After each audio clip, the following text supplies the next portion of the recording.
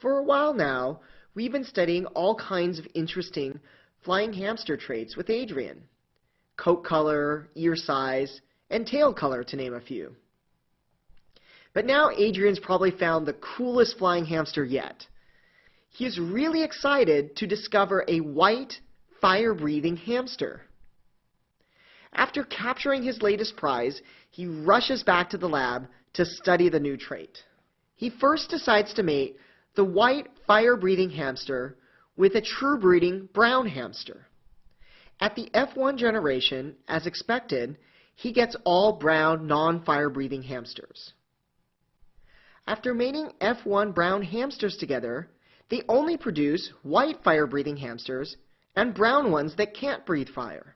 Based on previous experiments, Adrian figured he would have seen both brown and white fire-breathing hamsters.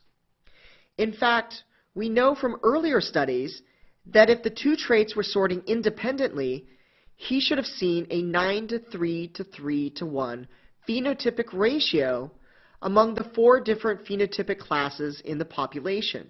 Instead, his results indicate a 3:1 ratio, like he observed when he was studying just the coat color trait by itself. What could possibly be going on here? Well, remember that a chromosome is like a cookbook with a variety of recipes. That means that it is a distinct physical storehouse of genetic information. However, I may own a particular cookbook only because I really like one of the specific recipes. But every time I move and bring the recipe with me, because the cookbook is a single physical entity, I'm also bringing every other recipe in that book with me at the same time.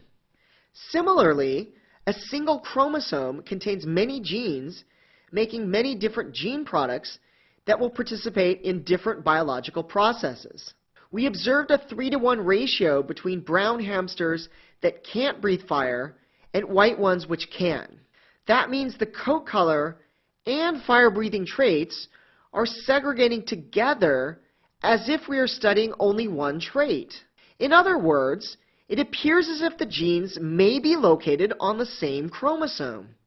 When two genes are located on the same chromosome, they are said to be linked.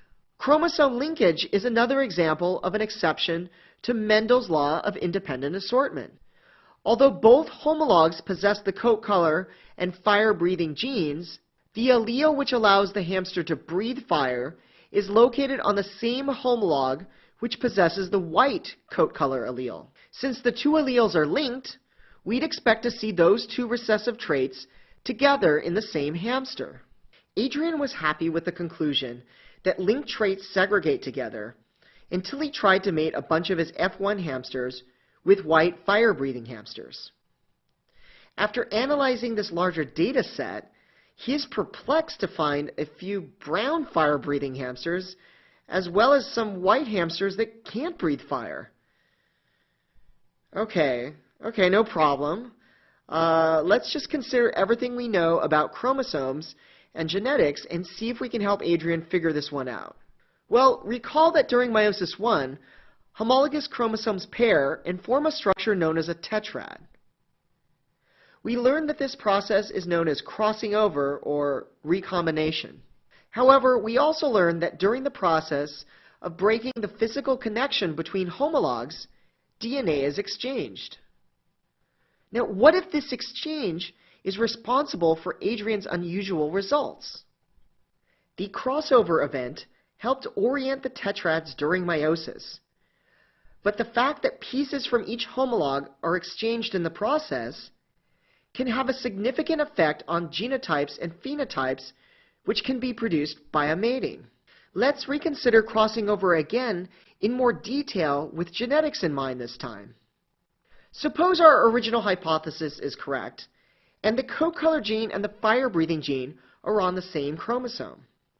Based on our research, that means they are both located on chromosome 3. Let's use B again to represent coat color and F to represent the fire-breathing trait. And for argument's sake, let's place the fire-breathing gene between the coat color gene and the centromere on chromosome 3 and examine a crossover event in a heterozygote. Let's say the crossover event occurs between the two genes. How will that affect the genotype of the resulting gametes? To start with, there are 4 chromatids in the tetrad, consisting of exactly 2 copies of each homolog. Note that the dominant F and B alleles are located on the same arm of one homolog, and the recessive F and B alleles are located on the same arm of the other homolog. A crossover event between the 2 genes would swap the information between the 2 chromatids. As a result, the linkage between alleles on these 2 chromatids is modified. Now, big F is associated with little b on one chromatid, and little f is associated with big B on the other chromatid. Crossing over has created a new combination of genetic material. Notice there are now 4 unique combinations of alleles. The 2 original chromatids, big F, big B, and little f, little b, are referred to as parental chromosomes because that's the way the information was organized in the parent cells. The 2 new chromatids, big F, little b, and little f, big B, are referred to as recombinant chromosomes since they were produced by recombination. Now let's see how crossing over alters the expected distribution of phenotypes among the offspring. In Adrian's crosses, he mated a heterozygote with a white fire-breathing hamster. The white fire-breathing hamster can only contribute little f, little b gametes. So, if crossing over didn't occur, we would expect to see only brown hamsters that can't breathe fire and white hamsters that can. However, crossing over in the heterozygote makes it possible for this mating to also produce white hamsters that can't breathe fire and brown hamsters that can breathe fire. So far, it seems like the 4 phenotypes should occur at the same frequency. But that's not what we observed in Adrian's experiment. The reason for this is that we considered a scenario where the crossover event occurred between the 2 genes we were studying. However, we just arbitrarily considered an example where the crossover event occurred between the 2 genes in question. That location is just one of many possible locations where the crossover event could occur.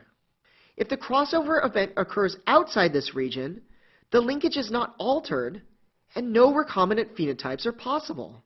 Thus, the number of recombinant progeny you expect to see will vary depending on how far apart the genes are located on the chromosome arm.